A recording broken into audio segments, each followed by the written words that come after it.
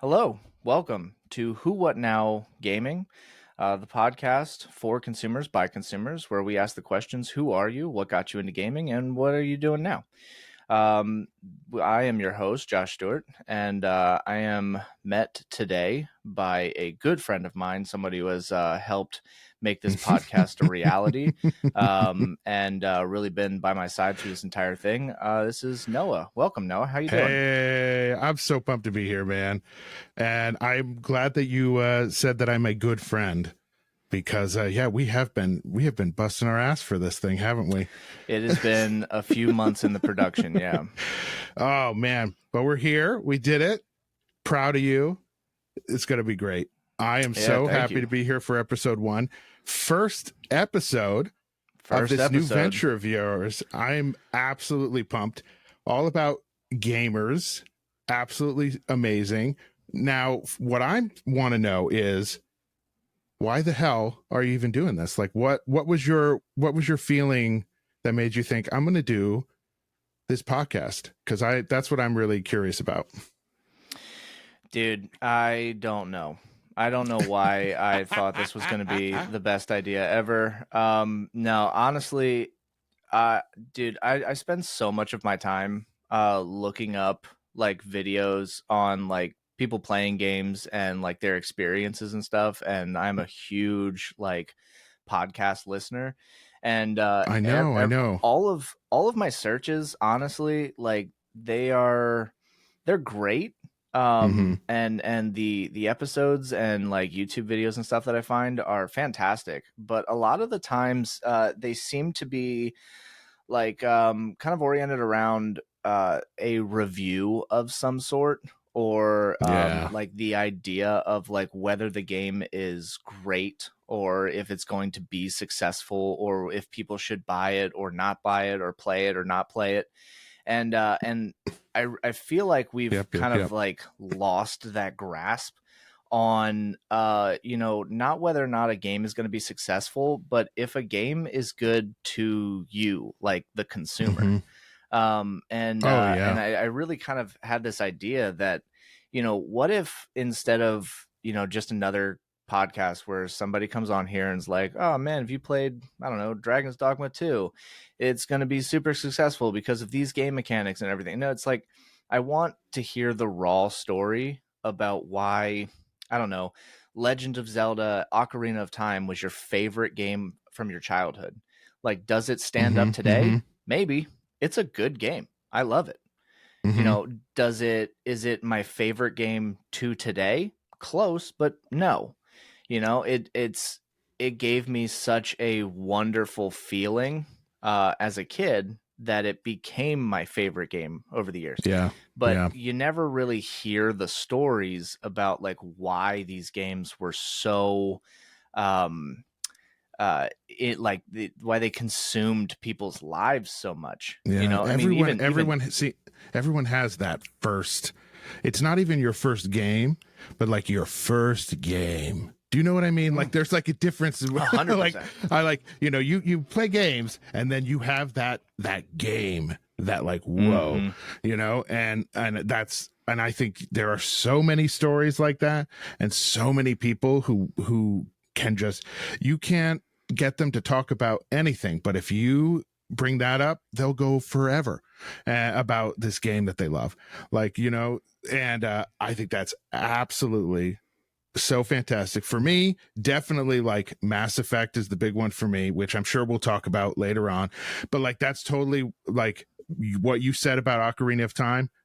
Mass Effect is so that for me. Like I played other games as a kid, I had other things, and then I played that game and I was like, oh, this is what it means to play a video game. And it just absolutely blew my mind. So man, to be able to hear more of those stories and hear how they connect to what people are doing, playing now, or what they are pursuing now. Absolutely fantastic. I love that idea. What 100%. like Yeah. I think a yeah, lot go of ahead. people have like a genre of game that they kind of like fall into, Yeah. that like is their go-to style of game. And I think that clearly there was like a game path that you took, like Mm-hmm. a set of games that you played that you were like, oh, this is my stuff. Like this is what I want to Yeah. play from here on out, you know? Totally. And Mm-hmm. like when you talk to friends, or like like a new game comes out, right, and you're like, guys, Mm-hmm. you heard about this game yet? And they're like, okay, well, I saw some reviews, I saw whatever. And then like years down the line, you're like, guys, do you remember this game? And everybody's like, oh dude, it was so good, I remember getting stuck on this level, or I got stuck in this puzzle and I couldn't figure out this stuff, whatever. It was like, there, like, when we were kids, there was not a whole lot of like resources to find the answers to solve things in video games. Like I Mm-hmm. remember, like I played the absolute shit out of Pokemon Red. And I Oh hell remember yeah. playing that game so much and so long, to the point where like all of my Pokemon were like overpowered. Like I was verging on the edge of like my Pokemon not actually listening to me properly, because I didn't have the badges to like hold up to their Mm-hmm. Mm-hmm. listening Mm-hmm. like levels, and so but I got to the end of the game. I remember there was like a guidebook you could buy, and I didn't get it until like years later. and Mm-hmm. uh and I remember like never actually completing the game, solely because I explored the entirety of the game, and I caught everything. But well, almost everything. But you I couldn't get that eighth, badge, because I Oh didn't I didn't know until yeah, you later, couldn't like Google it. later in Oh. my life, that the final badge is in the starting city of the game. And I'm like, how the hell Oh would I my know god. just to go all the way back to the start? Like, you walk into the grass, you get a level like 5, Pidgey, and you're like, Mm-hmm. man, I'm over here rocking some like 70s, 80s and stuff. And I'm like, if I Mm-hmm. sneeze in the wrong direction, I take out like half the population of Pokemon over here. So I'm like, why would I go back to the beginning of the game? And it was like, I spent a long time playing that Yeah. game, until Yeah. eventually I played enough of it where I was satisfied, and I moved on to another game.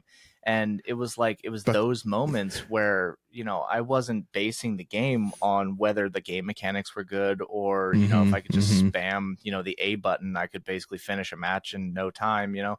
And it was the feeling of playing this game and figuring it out that was like the memorable Yeah. portion of this game. And I Yeah. feel like when we watch these videos or podcasts and stuff, it's all review based, and I kind of Mm-hmm. want to change the algorithm now. I want to change it. I want to hear the deep dive stories. I want to Yeah. hear why Mass Effect like changed your perception of gaming altogether, and Mm-hmm. why it Mm-hmm. turned you into a gamer. Yeah. I want to know the fun stories, or the late nights. You're you just got done a full day of work, you're exhausted, you got your stuff done, all you want to do is sit down and, I don't know, play Call of Duty with the boys. Yeah. And you sit down and you're not running the game going, man, I really like the hip fire mechanic. No, you're like, Mm-hmm. oh dude, Jimmy thought he could dolphin dive off the top roof and land in the trash can and be fine, because he saw it on YouTube and then missed it and hit the ground, and we all died laughing. Like, I want to hear the stories. I don't give a shit about the Yeah. mechanics, That's the Call of Duty I would play. That's for sure. Yeah. Yeah. I feel like that's so true, because like, what are video games about anyways? They're about entertainment. Most of them, at least, are trying to like tell a story, create an experience. And I feel like we just don't, it becomes so much about performance. Like, oh, it doesn't run right, the frame rates are bad, or it's that the story doesn't match up to it's a sequel and it doesn't match up as good as the original, or Mm-hmm. oh, I don't like the way that the shooting mechanics are different than my favorite game, and so it's trash. And it's all Right. these, like, it's all about these these kind of pieces of this game that is, but like, let's get back to reviewing, if you will, a game based on the experience that it gives you, like overall, and like what kind of, if you really just let yourself really lean into it, really give into it, especially if it's something that really connects with you, maybe the game that everyone else thinks is trash is the one that's going to fucking change your life. And I think that happened a lot when we were kids. There's so many stories you hear of people where they'll be like, oh man, I played the fuck out of this random Super Nintendo sports game and it literally changed their life. And everyone knows that sports games on the Super Nintendo were hot garbage for the most part. But that person, no, it was the thing for them. And I just think that there's so many good conversations to be had.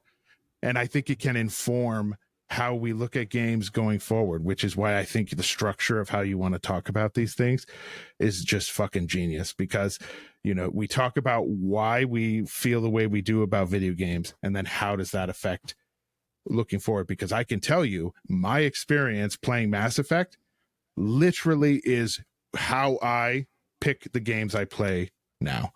Like I really am mostly interested in video games that are similar to what Mass Effect gave me, or at least that's what I'm always going for.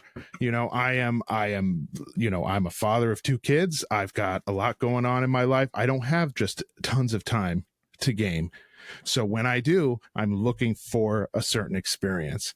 And so for me, it's not about the frame rates. It's not about the review scores. It's not about the critical acclaim. It's like, does this thing give me the experience that I'm so hoping for? And, you know, not saying that critical acclaim and ratings don't help. I'm sure they do, but there's just more to it for sure. And yeah, I actually I want to build off of that, because you just kind of made me think here for a second that I 1000% agree. I played Ocarina of Time so many times on the Nintendo 64 in my parents' basement. And you know, playing on this big box TV that we got, and I was just so immersed into this world where it was like my first experience in playing like an open world where like I could do whatever I want. If I went to you know, a temple and I couldn't beat it, I could just leave and go do other stuff for a while. Or you know, the only way that I would get better is that I would play and experience things and solve things and find things out. And you know, a lot of times I would solve issues completely by accident. For example, actually one of my favorite ones that I enjoyed, that gaming experience, that thing that really filled me with that euphoric, you know, holy shit, I did it kind of moment.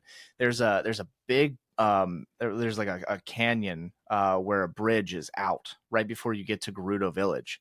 And you, as you're riding Ipana, you come up to the bridge, it's broken. And I don't remember too much, but I think it was like somebody tells you that the bridge is like out, and you're like, well, obviously it's not there, you know. And Thanks, I remember game. like, you know, yeah, you're like, well done, dude. And so, you know, I would leave Hapana there, and then I would walk up to the bridge. And if you ran to the bridge, the game would automatically make you jump, because in those games there was no jump button. You just, as soon as you hit a ledge at a certain, you know, speed, oh damn, you just jumped. Right. Interesting. So I would do this, and then he would like, you know, like leap of faith from like Assassin's Creed, you know, arms out, feet together, and you would dive so far down to the point where like the mechanic would stop tilting your character forward because you were falling for so long. And then you would hit the water, and then that water would take you like way back to like the like Hyrule area. Oh, right. wow. So you're now like in the main area, and you're like, dude, I have to now go all the way back, and I got to, you know, call my horse again, you know? And so after a while, you know, just kind of getting bored, running around, trying to see if I can find things out or learn other things, because I'm like stuck, you know? Yeah. And I didn't have a way to look this up. So then I was like, well, I wonder if I could like, you know, take the horse. Like, what would happen if I ran the horse as fast as possible at the bridge that's not there? Yeah. And then just, you know, see if I could like maybe like get kicked from the horse and fall off, or if like the horse would go down in the water with me or whatever. And so I hit it, and then the horse jumped. and the horse jumped the entire gap. And I was like, Whoa. holy shit, that's how you were supposed to do it? You know, I'm like shooting things. I'm trying to find like bridge parts. I don't know what I'm doing, you know? And I'm now on the other side, and I can now continue my quest. And now it was like I just opened a whole new door to a part of the game that I have not been able to get to. You're like, how And I was many like, other places did I like? The not amount of just things take that the I was jump. running into. Yeah. The amount of times I'm trying to jump into things, I was just like, well, there's got to be something over here, you know? And like the things that the game just doesn't tell you that you eventually just figure out, and you feel like such a badass when you figure these things out. I've been chasing that forever. That's the thing. When you can Google every time you're stuck, it really takes away the sense of achievement of figuring it out. Now, I suck at video games, I feel like, so I'm never gonna stop looking stuff up. But I totally like the times where I get it right before I'm reaching for my phone, and then oh, I did it. Like, man, you can't beat that.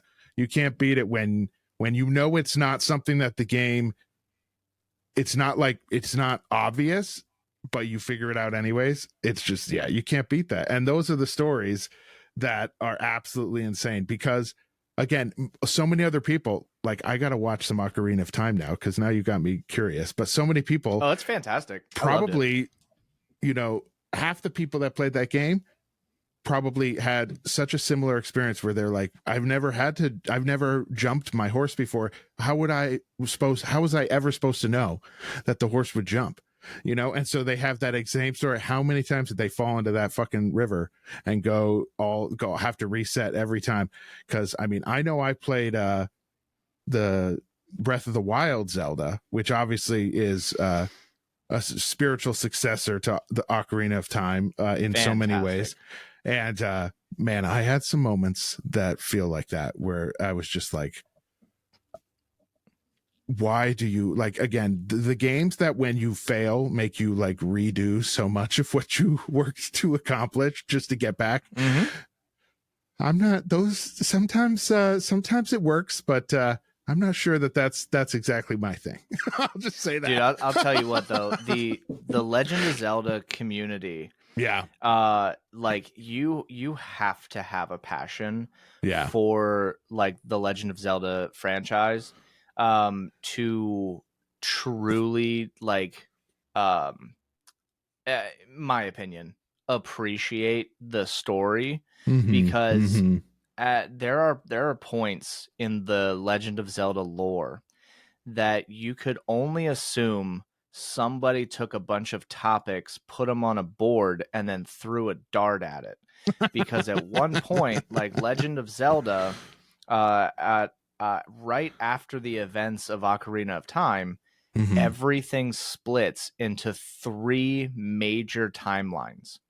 So the games that come out, you then have to figure out like which timeline did this fall under, you know? Oh god. And it is insane, because what I think it comes directly after, you know, in not necessarily chronologically, but like I think the next game that was developed was Majora's Mask. And that one is just a whole that's the beginning of a timeline in itself.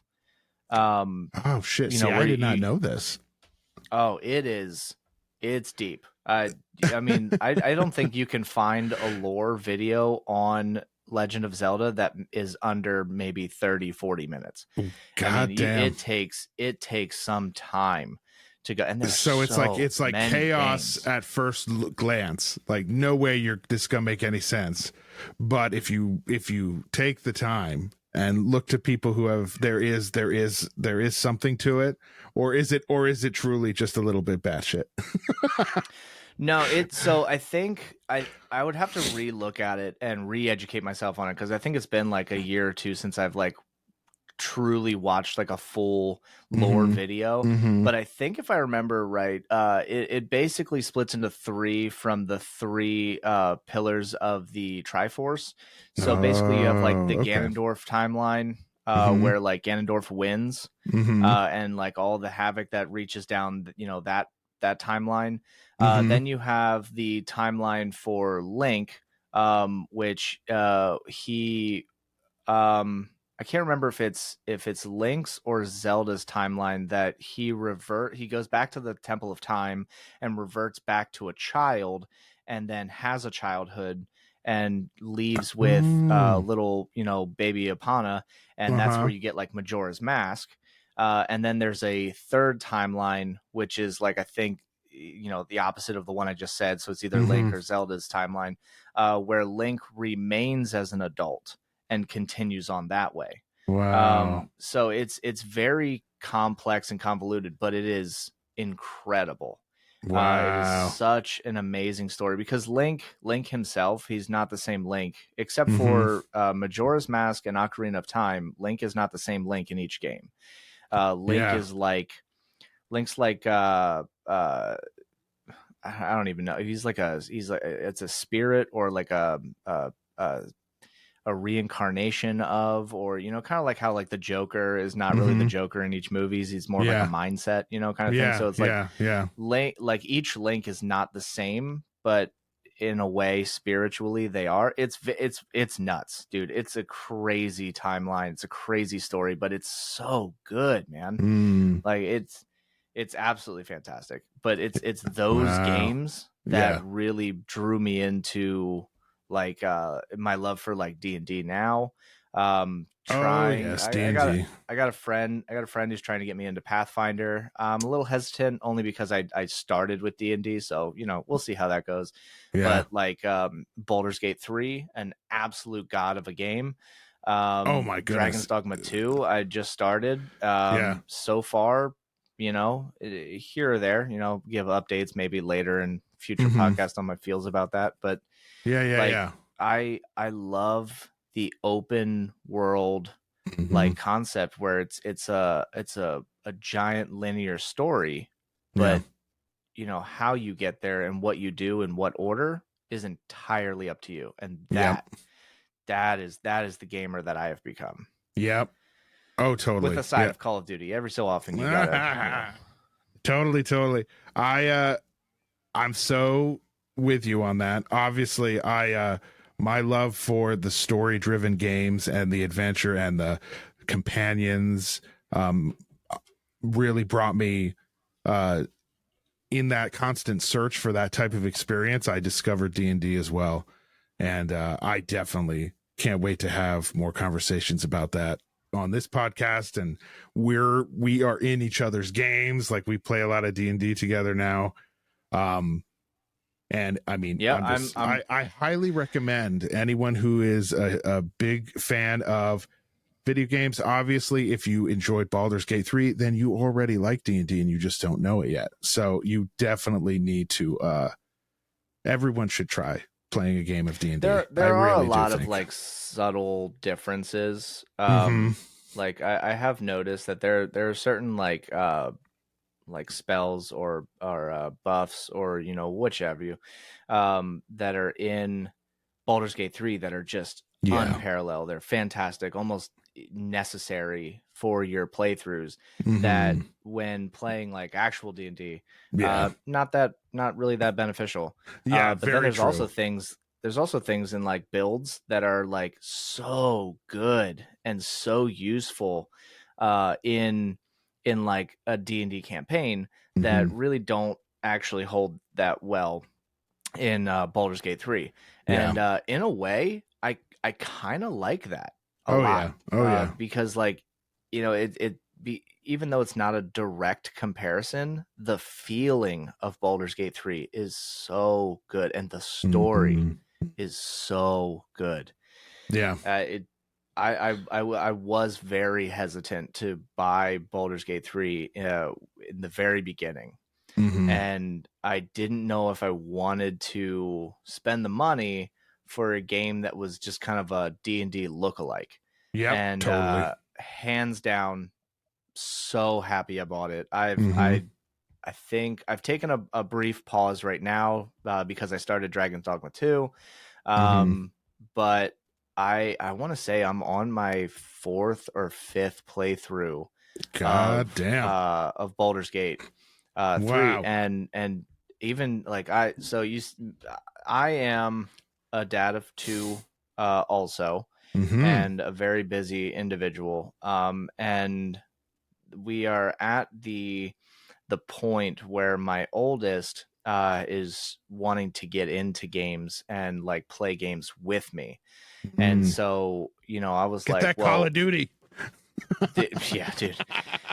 Well, we're working on. Listen, we're working. I downloaded Paw Patrol. We're working on game mechanics. Okay, we're working on just identifying what buttons do Zombie what at mode this right point. now. All right, yeah, it's insane. But then I had this idea. I was like, well, what if I played like Baldur's Gate 3 with her? I dropped all the, I took all the like the nudity stuff off, and I took Yep, the yep, yep. violent stuff down and all Look that at stuff. that. I mean, you got to do the parent thing Yeah, sometimes, yeah, sometimes. and so thank God for a lot of the skip mechanics. She'd be like, Mm-hmm. well, what did he have to say? I'm like, nothing important, don't worry about it. And and we're going through the very beginning of the game. If you haven't played yet, you crash off of a ship, and Mm-hmm. you find that basically the ship crashed. And there is, I don't know if a lot of people read the notes that you find, but there is a very uh, dark humor, sense of funny that kind of Mm-hmm. happens Mm-hmm. right after you crash and you find Shadowheart, and you start kind of exploring things. You find some shells you can use to like sell, get a little coin like right at the beginning of the game and stuff. But there's also a guy who's just dead, sitting next to a broken boat. And the Yeah. letter basically says that he sends for this woman that he's like in love with, and he says, you know what, we're gonna escape and we're gonna get out of here, and we're gonna go to Baldur's Gate, and we're gonna like live our lives together. And he's like, I love you so much, and that this like huge passionate like love note and everything. And then he's like, I will pick you up like tonight, and I from my boat. And then you're like, oh man, you did not make it. So like, and then you got to do like the, you got to, I think the funny thing is it's in the deep dive thought of it, because you're like, there is a character in Boulder or in somewhere else Yeah. standing at a dock waiting for her love to show up on a boat. And she's like, he doesn't love me. Yeah, Like, yeah. yeah, man, sorry. Like, oh shit. Like this guy, I don't remember that. Oh, I missed yeah, that it's shit. so good.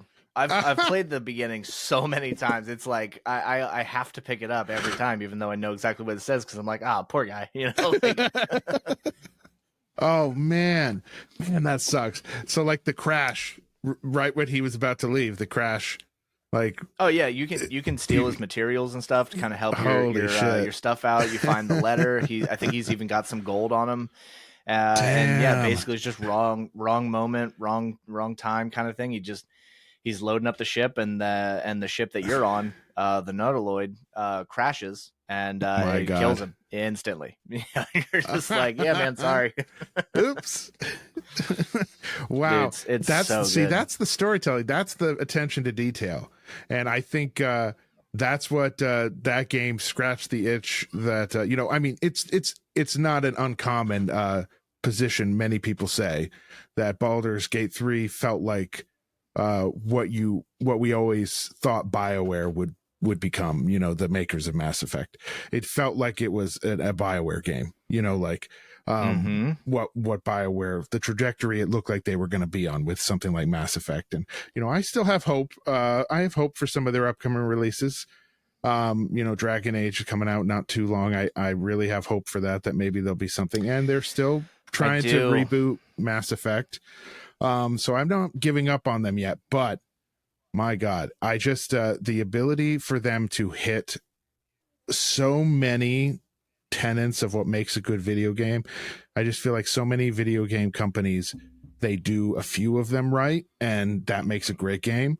But to make an absolutely legendary game, you have to really hit so many of those. And I don't know if anyone's done it better. Some people, I think, would argue From Software in their genre is probably a comparable, Elden Ring is probably a comparable achievement. But that's a whole different style of storytelling. Talk about chaotic, extremely complicated lore. My God, you can find those videos just as long. I think people have, I think there are literal books of information you can find in that game, to just like, if someone printed it all out, it would be volumes. Oh, I believe It's it. just unbelievable. I can't play those Well, games. They're terrible for me let me and my ask you abilities. this. Yeah. Let me ask you this, because I was thinking about this the other day. Do you think, because we're at a point now where all these games are starting to come out, and they are starting to self-identify as like triple A or quadruple A, games. We had that one quadruple A game, was it Skull and Bones? And I personally, I want to try to be like, when games come out, I want to try to be like as non-biased as possible and stuff, Yeah, because for sure.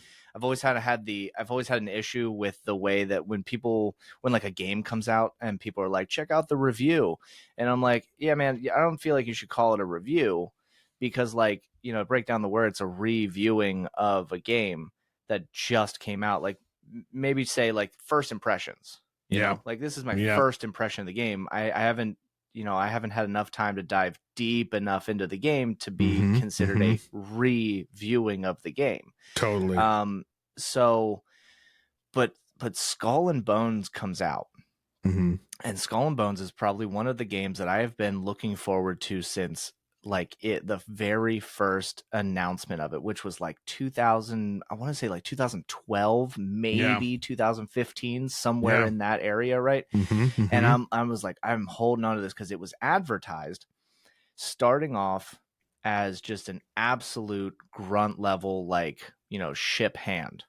Yeah. And the game was going to take you all the way to the Luffy style pirate king of the pirates, and you were supposed to go from nothing to the ultimate pirate ever.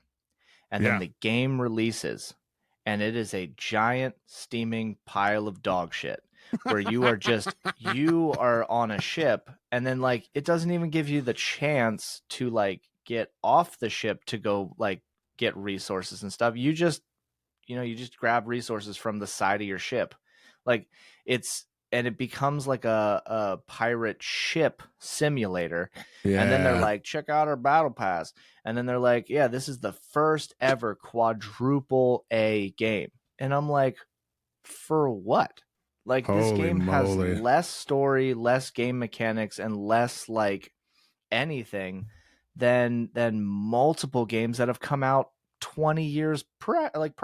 This is like, how do you have the ego, the guts? My goodness. Yeah, how do you have it to just to claim that a game is a quadruple A game, especially before release? Like, it's quadruple A to what, the people who made it? Like, yeah, I mean, let's think about this. Super unpopular opinion, and I know, as a dad, you shouldn't say this, okay? But my kids are the best. They're amazing. They're fantastic. Do you know why? Because I created them. Yeah. Do you know what, maybe other people think?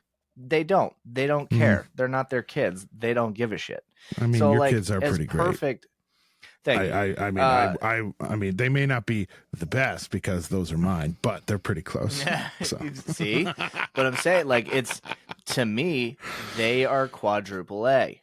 All right, but to people who like interact with them, or the people who have to babysit them at 6:30 and get them ready to go to bed, sometimes.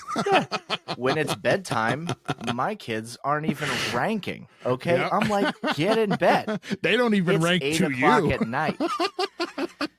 Their ratings change so often. It's very fluid. It is ridiculous. Oh my goodness. Yeah, exactly. But it's like, they should not be the ones to name their game quadruple A. It should be some other independent body that makes that determination. Like, yeah, it's not quadruple A just because you say it is. Like, right. Your game should be out for quite some time before it gets like a rating. Like at the game, the Game of the Year awards, right? Where Baldur's Gate took like 7 awards. Yeah. Right. They didn't come out and say, hey, just a heads up, this is going to be the best game you'll ever play in your life, period. They were like, hey, check this out. We were a small company, and then we got, some extra funding from somebody who really believed in us, and we poured our heart and soul into a game so that it would be good and great and amazing for the consumer. And what happened? And we let people play the 7 beta awards. and they changed stuff based on the people who played the beta. Yeah. Like they listened to the people. Now you can't do that. You can take that too far, and I totally get, but they did it right somehow. Like they made such good choices. But see, that's the thing. They took their time. Skull Totally. and Bones was announced like almost 10 years ago, or maybe more. Yeah. Like you're telling me you have had 10 at least years to create a game that barely holds up to the free games on like, you know, PlayStation or Xbox. Like you don't, it is so unbelievably frustrating for, you know, like the podcast says, for the consumer. Yeah. You know, you don't have, you've got all this intentions to just deep dive into a story that is just blatantly not there. Yeah. Well, that's what I think really gets me, is that they had so much goodwill build up around this, because wasn't this was a project based on a section of one of the Assassin's Creed games originally, right? What I forget what the game. I don't know if it was ever confirmed, but yes, there was. At least they felt like if you did so good in this little, you know, section of this much other stuff going on Assassin's Creed game, and now people are like, it's still better to go play that than this game. Yes. Yeah, it's I forget 100%, which one. Black Flag, right? Assassin's Creed Black Flag. Which I have my own painstaking, you know, gripes with. I heard that it's like, we'll get the ship stuff is good. The rest of it, well, meh. But the ship stuff apparently is, I've never played. Yeah. The shorthand is that some may say, and I, in a way, very much agree, Assassin's Creed Black Flag would have been an amazing pirate game if you took away all of the assassin aspect. You would have an amazing pirate game. Yeah. The same with one of my absolute favorite games, Assassin's Creed Valhalla. Mm-hmm. If you take away the assassin aspect, you have an amazing Norse Viking video game. Yep. The problem that I personally have with this is that Black Flag, even though somehow is the most popular Assassin's Creed amongst like all of their fan base, to me, unpopular opinion, comment at me, get at me, it's bullshit. Because the whole concept is the Assassin's Creed. And the start of the game, Edward shows up and hunts down a guy who's got some valuables on him, decides to go all pirated out, and then kills him, and then just takes his shit. And then's like, man, I bet you if I just continue this mission that he was already doing, I'll get more treasures. At no point was he like, man, that guy's got great values. I bet you if I kill him, I could just be him, you know? And they're like, it's not, no. And I'm pretty sure in the game, you even go to the island of assassins and they deny you. They say you are not, you will never be an assassin. And the whole game is you just trying to like prove yourself. But I don't even think the game ends with you like truly being accepted as an assassin in the Brotherhood. You're like an off-brand like assassin. Like, you've got the skills. You're, you know, for a pirate, you're weirdly like agile and able to do like the assassin stuff. But like at no point do the Brotherhood like refer to you as part of the Brotherhood. They're just like, yeah, that's Edward. He just kind of sticks around, you know? And like, so I'm like, why would you call it like, you know what I mean? Like, why are you calling it the Assassin's Creed when he doesn't even follow it because he's not technically, you know what I mean? Like, totally. and it's kind of the same way, even though I hate talking bad on it, like Assassin's Creed Valhalla, one of my Yeah. absolute favorite games. But Yeah. I'm a Same. huge, Love that huge, game. huge fan of Norse, Norse culture and Norse mythology, and to be able to play a Viking simulator was a dream. It was. But at one point they're like, hey man, we'll teach you how to jump off of stuff and not die. And he was like, yeah, that'll be really useful when I'm like, pillaging, villages and stuff. And they're like, yeah, that's pretty much it. We're not going to really help you out further from that. And then, you do some discoveries, but the whole story is Avar Wolfkist, who ventures to find his path in the world, while dealing with the politics of Norse culture and the world around it, and bringing everything to England, and like working your way through like Sussex and Wessex, and like it's an amazing game. Yeah.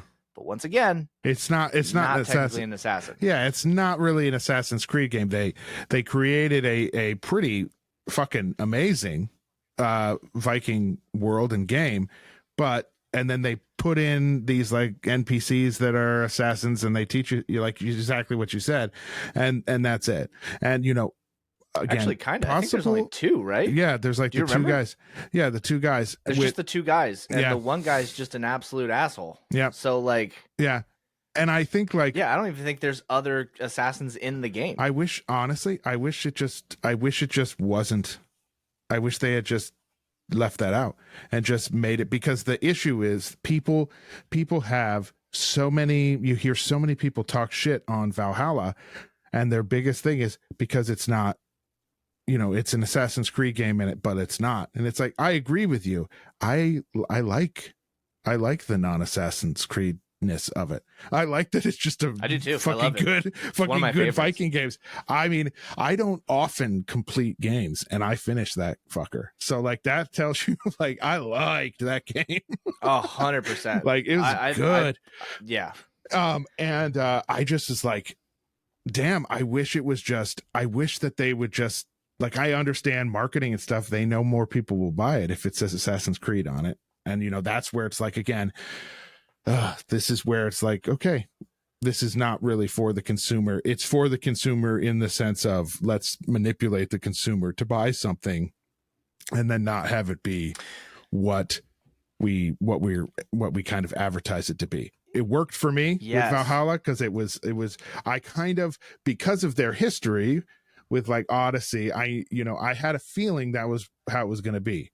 Because honestly, if I had thought it was going to be a full-on Assassin's Creed style game, like I haven't bought Mirage, I haven't bought the the new stuff. Oh, I haven't either. Like no. I'm not interested in it. Like I wouldn't have bought it if I was hoping it would be what it was. Yeah, I really think the last time that they, I think their last like actual, like Assassin Creed game would probably be, and correct me, but I would say was probably the 3 games with Ezio Auditore. And I think you're right. And because you start at the very beginning, and then you go to his like midlife, and then you go to where he is like hiding the Apple of Eden, and like it was an amazing story. It's still my favorite like story path through all of the games. But then you get like Assassin's Creed Rogue, which, he kind of is an assassin, like from the Assassins like Brotherhood, but also he's technically a Templar, and that kind of screws everything up. And then that leads into Connor's story.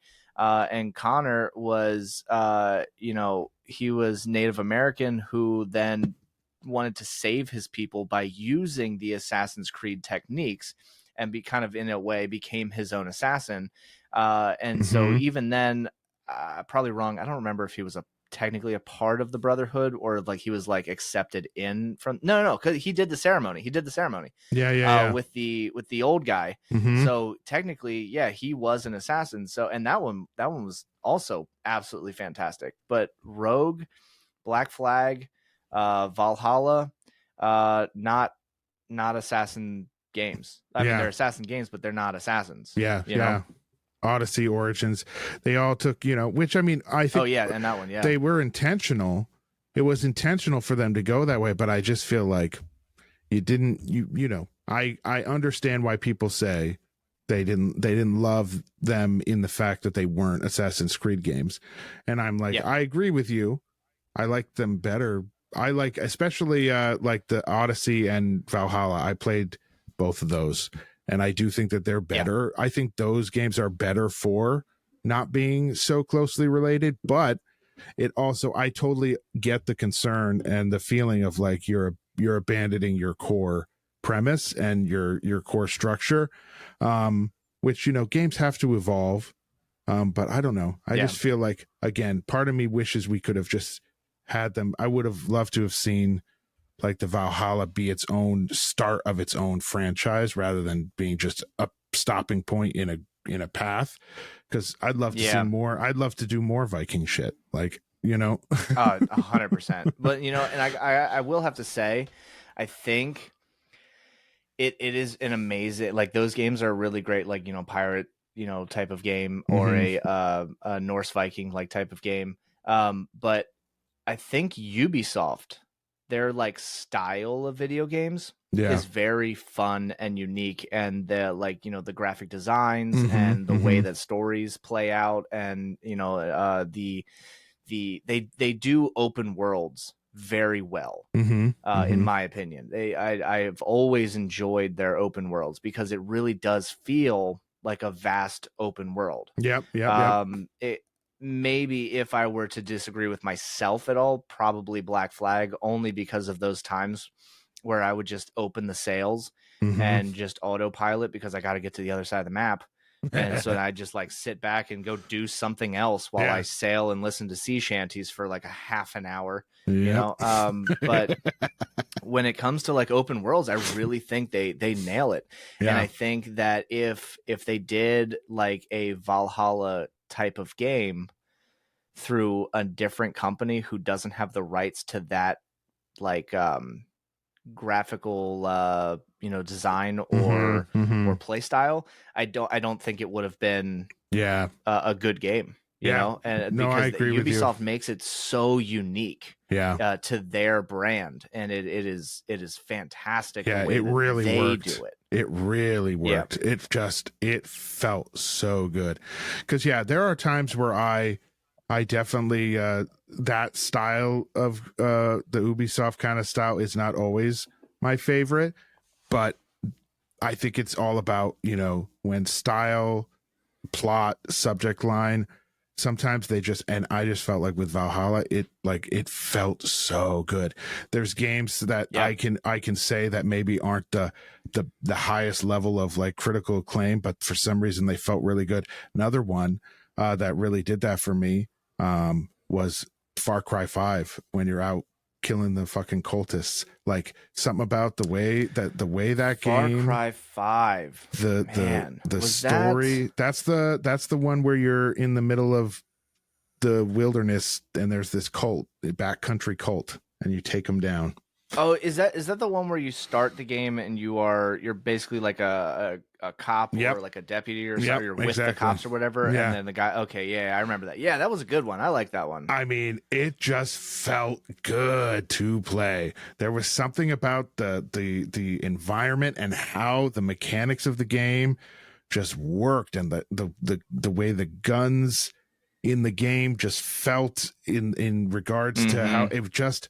And it was where it's just like, if somebody else had made this game and it was with a different engine with different mechanics but the same subject line, I don't think it would have worked. It was that trifecta of like, this game isn't like the best game I've ever played, but my God, I played the fuck out of that game. Like, and I played with friends. I brought friends into my game. Like, dude, I would play that with you right now. Like, I still would go, I would load that shit up and play it now. I think it's still on my PlayStation, to be honest with you. It's so good. Like, it just felt good. And that whole vibe of like just taking over territory little by little. I mean, it kind of happens in the Valhalla game as well. I love that idea of slowly just taking them out, and then at the end you hit the big guy. that build, Okay, just ooh, I love it. so if you love that so much, let me ask you: have you ever played? Um, what was the first? What's the first game? It's Lord of the Rings. I think it's Shadow. Oh yeah, Shadow of Mordor is the first game, and then Shadow of War is the second Oh, game. you know, I have heard of Have those. you ever played those? I started the first one. It was like one of the first games I ever got for my PlayStation when I bought a used PlayStation from GameStop. Mm-hmm. And it was too much too fast. And I have not returned. But I would, yeah, I I would should try it out. suggest.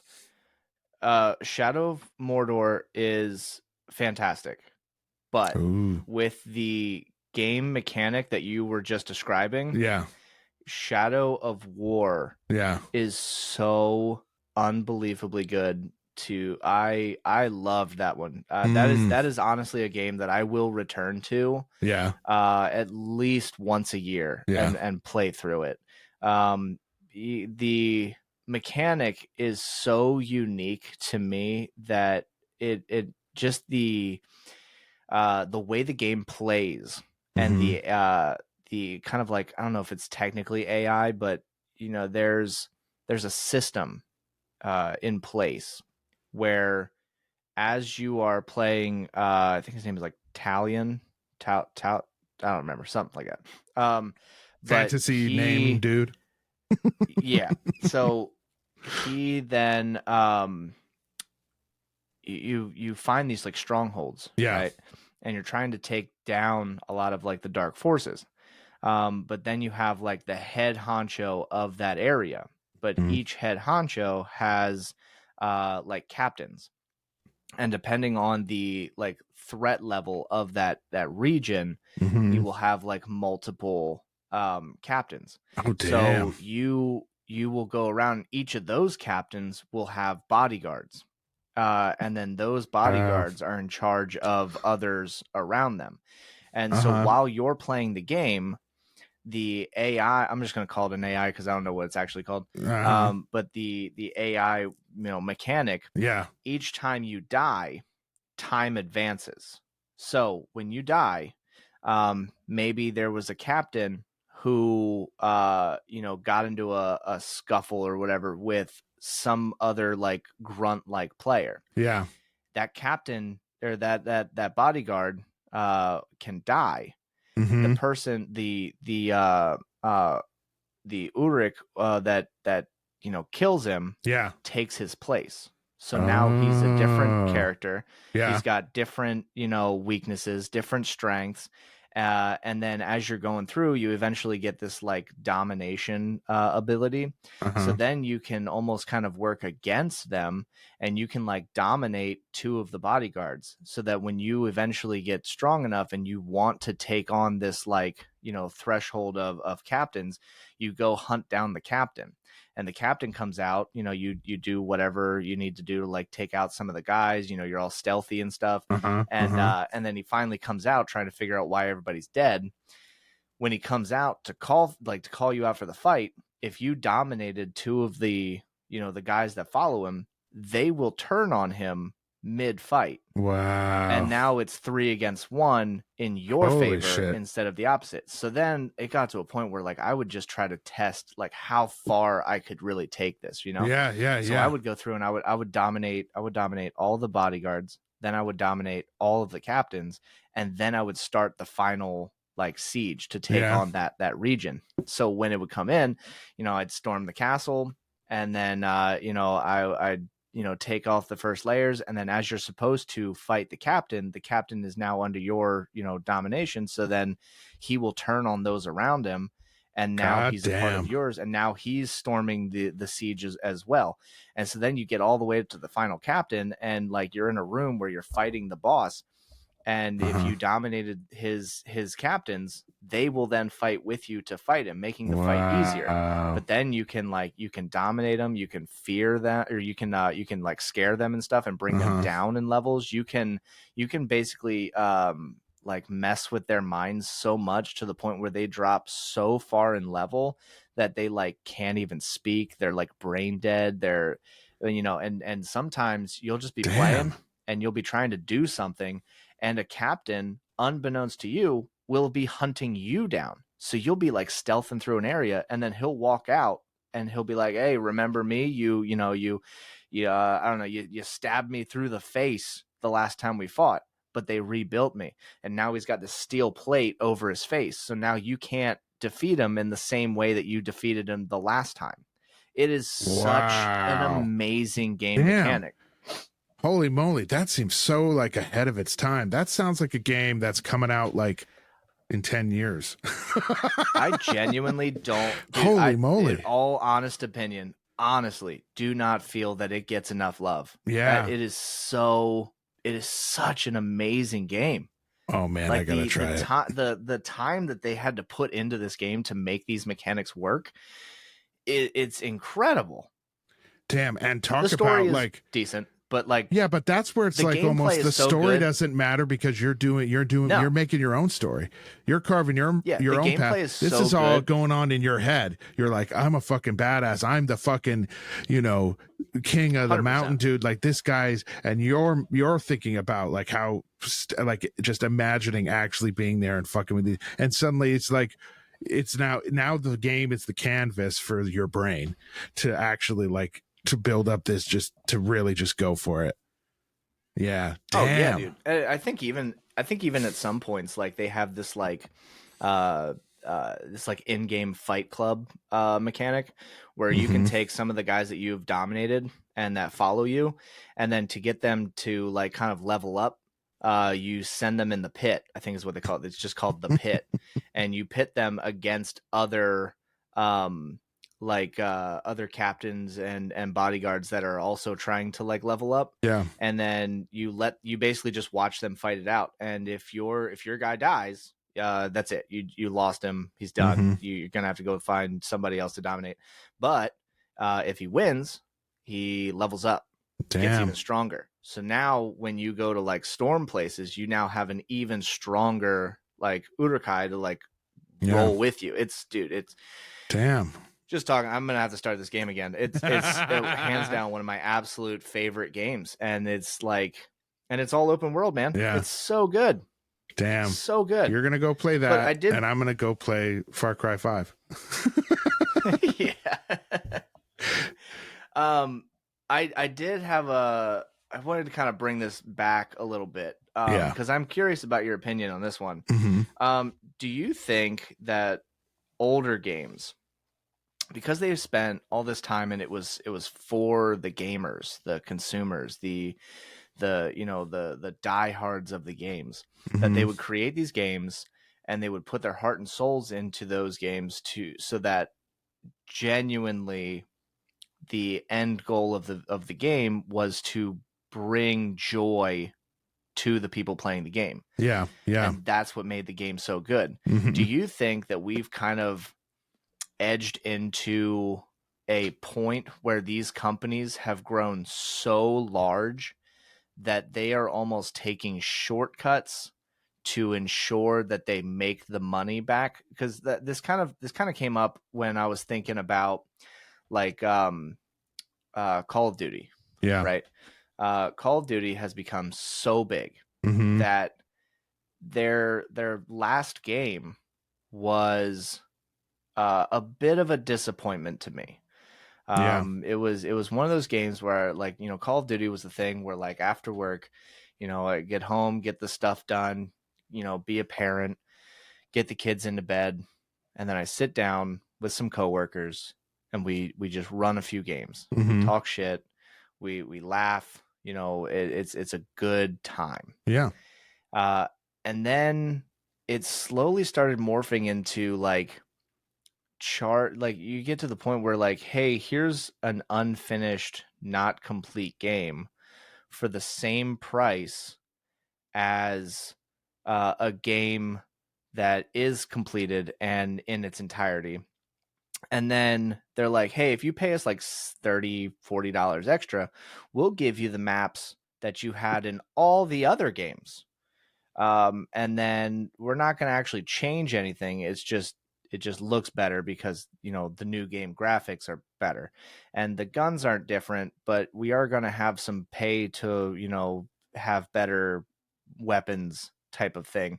And it's kind of getting to this point where it's like, hey, if you want to be really, really good at a game, pay us the money. And I think it's kind of bringing down the community of people who are not full-time streamers, who are not, you know, students who have like an entire summer off, or Yep. you know, people who are like, it's bringing down the casual, you know, uh you know, older, you know, parent gamers kind of thing, because like, you know, we don't have that kind of time to sit down and really bust out a Call of Duty game. Like we just want to sit down and play like a few games, you know, between the time that I've eaten dinner, put the kids to bed, and have to go to bed myself, you know. And it's gotten to the point where like I'm starting to see a lot of games kind of turning into money grabs instead of, you know, games that are for the consumer's enjoyment,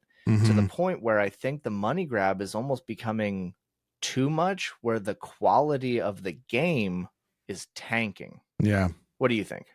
I mean, I totally agree. I feel like the you know, the consumer has become the, you know, it, to me, it all kind of comes back to, you know, this whole thing with like when social media became big and the consumer became the product. You know, we'll make these websites for free, but we'll shove them full of ads.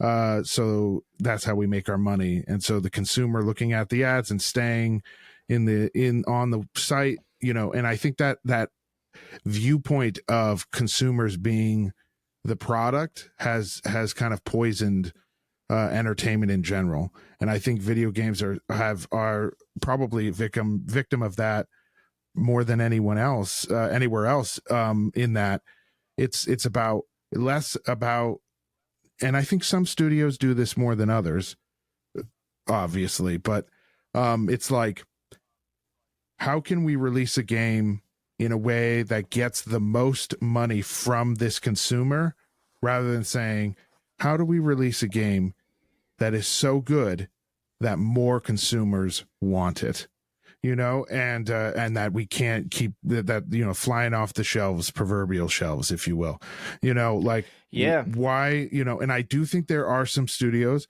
you know, we talk about a Baldur's Gate 3, that they had a different view and they had a different approach. And, you know, that game cost so much more money than a lot of other games to make, and yet they charged the same amount in the end. And you know what? Yeah, they have made a fuck ton off of that, you know? Yeah, I think, just as, you know, a show host, I think I do have to at least jump in on this one. Yeah. I think Baldur's Gate 3 was funded by like somebody else, and I think their company doesn't have like as many people. Yeah. But or like in comparison to like other companies. But then you get like, you know, the developers of Call of Duty, who have so many employees and so many layers. Do you think that maybe the reason that the quality is tanking so much is because they're almost getting to a point where they need to find almost scam like ways to milk every last penny that they could possibly get out? Because I mean, think about it, they have to pay all of these employees and all of these like expenditures and stuff, to the point where, like, you know, maybe, you know, I'll admit it, maybe I'm wrong, maybe, you know, they are trying to make a good quality game, but financially they almost have to make a shit game so that they have the ability to pack it full of so many microtransactions that they can afford, you know, the money that they need to make back on the game, you know? Yeah. But that's when you think Does that make sense? Yeah, totally. But that's when I think about the fact that, well, how much is their CEO and their CFO making? Like, what level of bonuses and paychecks are they getting? Do they Yeah. have to? Do they have to be making multi-million-dollar paychecks? Like, do we Yeah, you're have to? right. And that's where that's where we start down this really quite bunny trail that maybe we don't want to go down in episode 1. But Yeah, I think maybe I'm probably looking. but I'm just trying to be positive about the game. I think that there Because is. I think you're right that a game like Baldur's Gate 3 is a different animal in a lot of ways, including its structure behind it. I totally agree. I still do think that there are lessons that developers as a whole can learn from saying, make a good game and the money will come potentially. I think that there is something to be said for that. Because I do think that you're right. I do think that there is I think the way you said it is so true. It almost feels like scam level of manipulation of people's wallets after you already spend all the money on the game to begin with. And I do think that it is predatory and that we do have to, yeah, but I hope that if more games come out that are just good but are also successful and make money, maybe we can get back to that golden age kind of viewpoint of just make a good game. You know who I think is on the right page? What's that? I'll tell you. Tell me. The people who made Helldivers 2. Yeah. And I know that you are a huge fan of Helldivers 2. Yeah, I just got my email from them. They will not help me. Oh, did you? They emailed me back and they said, cannot help you.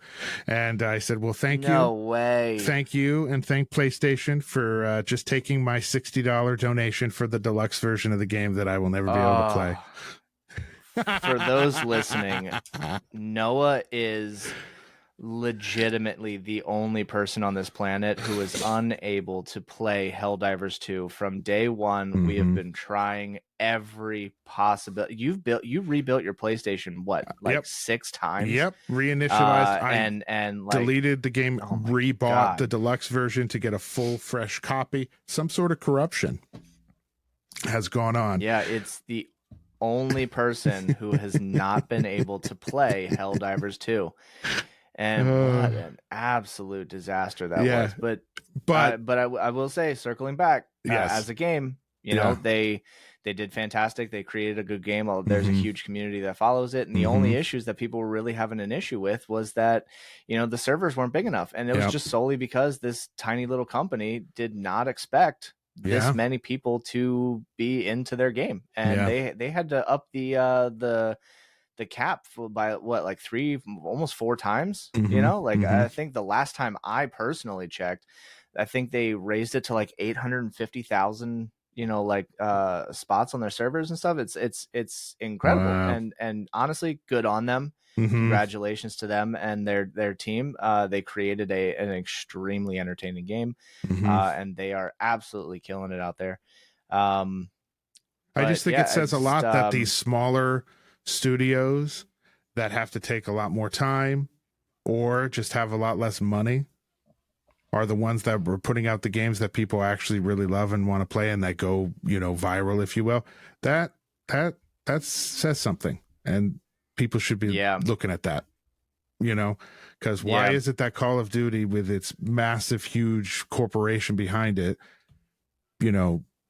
people are so disappointed, and definitely new players are not being attracted. And then you have Helldivers 2 from this tiny little studio that is gangbusters. Like, come on. Like, it's pretty crazy. Yeah. I also think Call of Duty's kind of got their hand in the FOMO pot, the fear of missing out communities. Yeah. Where, I'll admit, the only reason I even bought the last game was because I have such great memories of playing late night games with friends, and those just really funny interactions and stuff that happened. And I'm like, well, if the game is trash and I don't want to play it and I don't buy it, then I'm also missing out on those really funny Yeah. moments that I have Yeah, playing Call exactly. of Duty with my friends. And so I bought it. Now, who's the fool? Me, because my friends also had the same thought and didn't buy it. You're So like, then they're I like, was nah, like, dude, we're well, just gonna play the old one. yeah, they were like, yeah, we're just gonna play the. I was like, no, okay, that makes sense. Actually, I don't know why I bought this game, but and then like I bought it and then I felt bad for buying it, so I was like, well, I gotta play it because I purchased the damn Yeah. thing, and it's like, yeah, Oh shoot. Yeah, whatever. been But there. hey, yeah, Noah, an absolute delight having you on the show today. Thank you so much for making the very first episode of Who What Now Gaming. First episode. You know what it is. This is. I'm so excited. Oh hell yeah, dude. This is going to be so much fun. Something I'm absolutely going to look forward to every week. I am so excited to, as much as I'm it's happy to be on, I can't wait to just listen and hear the other people you have come on and the stories. I can run my mouth, but I love to listen and take it in too. I'm so pumped, man. So excited for what you're doing. Yeah, I don't know how much I'm gonna re-listen to. I hate the sound of my own voice, so we'll see what happens there. You know, I might I'll have let to you get know. somebody to Dude, re-listen and give you've me, got it going on. you know, I've told you that information. before. You've got a very listenable voice, if that's even a word. I don't you're good. There are some people where I go to start listening to their podcast Maybe. and I'm like, no, I can't do it because of the voice only. You're good. I have a high low tolerance for weird voices, so you're fine. Yeah, I think it's gonna be one of those things where I'm gonna try to make it my superpower, the ADHD and the being neurospicy. Gonna try to use it to my advantage so I can, you know, use this platform to just talk about the things that I love and are interested in, and you know, most and foremost, man, I want to hear those stories, man. Yeah. Give me the backgrounds. I love the backgrounds. What, you know, why is this your favorite stuff? You know, I want to hear it. I can't wait. I took a note here D&D. Yeah. You're a huge fan. Yeah. I definitely want to do another episode where we just talk about D&D stuff. Oh, hell I think yeah. it's going to be absolutely incredible. And oh my goodness, and talk about me point, as a gamer. Me as a gamer is a tabletop RPG gamer more than anything else. So definitely would love to come back and talk D&D with you. Absolutely. All right, you got it, man. Well, Noah, is there anything that you would recommend that maybe I check out? I want to start kind of broadening a lot of my gamer horizons, whether it be TTRPGs, video games, maybe shows that have were from video games. Like, give me something that I can look up and broaden my horizon. Well, I would say right now I would really like it if you would show up to our next D&D session and see what I have for you there. That's my biggest recommendation. Yeah, I did not pre-warn you about that one on there. So, but I honestly, so much of what I like, my biggest recommendations I've already talked about. Far Cry 5. If for a video game that just feels really good, go for it. Mass Effect, if you haven't played those in a while, always give those a try if you want to just get into the story. But yeah, those are my big ones. And well, if people want to find me, I'm on the YouTubes. Sometimes I read articles sitting in my chair just like I am now. A lot of nerd stuff, a lot of anything in the gaming tech space. I like fiddling with gear as well, as Josh will know very well at this point. So yes. Yeah, I'm on YouTube. NC Chapman Nerdy Noah Reads is the name of the series. If you search for either of those, you'll probably find me. Yeah. Yes, please check them out. Right out there. Yeah, you've sent me one of your videos before, and I very, very, very much loved everything about it. It is, I do not like reading, period. Yeah. But really, honestly, like listening to someone break down a true like article and giving like actual updates going on in like gaming industries and communities and stuff was it was very, very informative. I loved everything about it. You did an amazing job. Well, thanks, And dude. I really truly do look forward to seeing more of your videos. And yeah, if you haven't already, please please please go check them out.